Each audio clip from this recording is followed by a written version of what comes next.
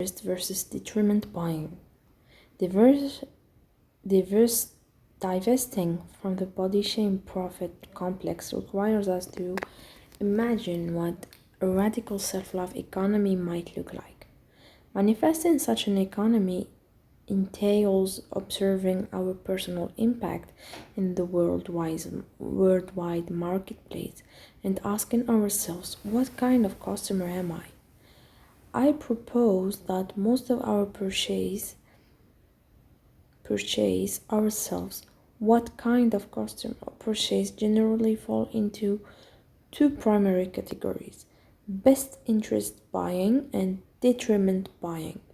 Best interest buying is a model that asks us to allow our economic investments, whether they be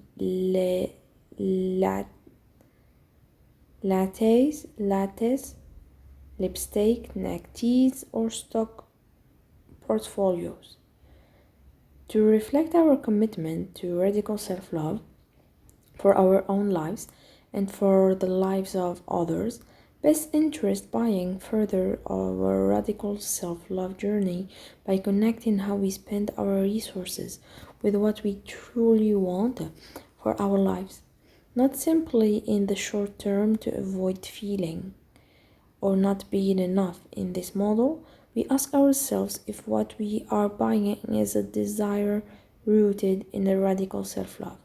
Being a best interest buyer does not happen overnight, and it's not a zero-sum proposition.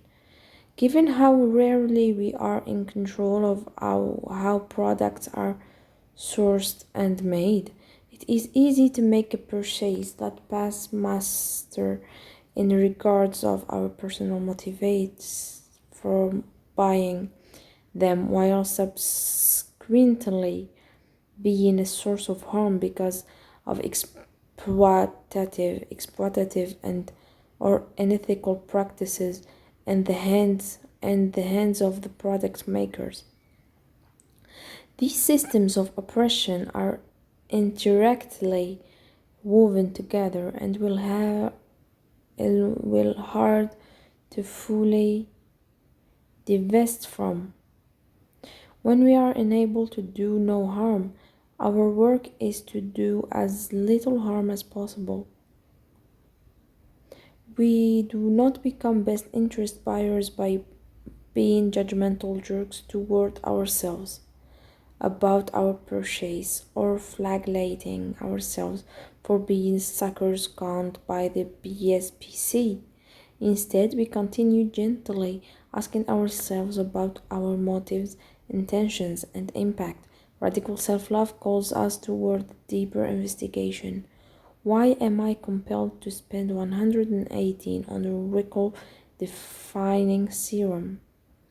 Posing that question in ourselves is likely more effective and loving strategy than haranguing ourselves for making said purchase.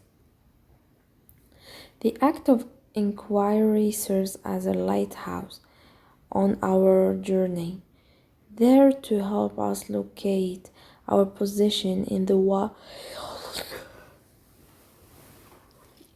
wild seas of media and BSPC manipulation.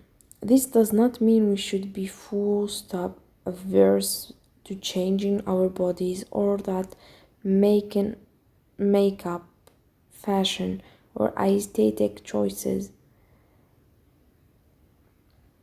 is unethical to radical self-love. What each of us needs to live in the fullness of our personal expression will be as varied as our individual bodies and depend on our lives experiences. For example, when I have asked transgender people what they would do with $15,000, many have said they would spend it on a gender affirmation surgical procedure that changes one's body to conform to one's gender identity. This answer is unsurprising and completely aligned with radical self-love, which is about abiding in our most authentic selves. As we seek to do this, we are guided to move toward the most honest representation of our being. For some of us, moving away from a body hyper consciousness is a key to that journey. For others, those identities and bodies are more profoundly polarized and erased by society. The desire to have